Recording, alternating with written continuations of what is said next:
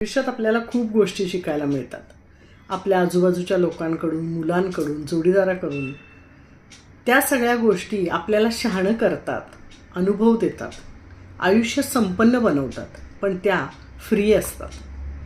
जेव्हा एका ठराविक वयानंतर आपण कॉलेजला जाऊन फीज देऊन काही शिकायला सुरुवात करतो, तेव्हा आजूबाजूच्या नजरा बदलतात.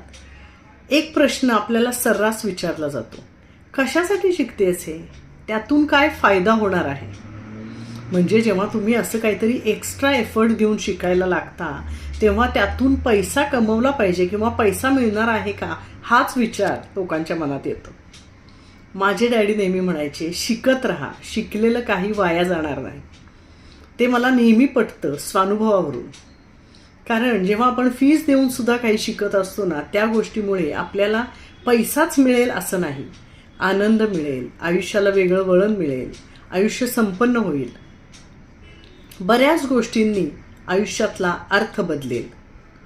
पण आपण इतके प्रॅक्टिकल झालोय की कुणी काहीतरी एक्स्ट्रा शिकतंय म्हटल्यावर नक्की त्यातून पैसा कमवणार असंच आपल्याला वाटायला लागतं.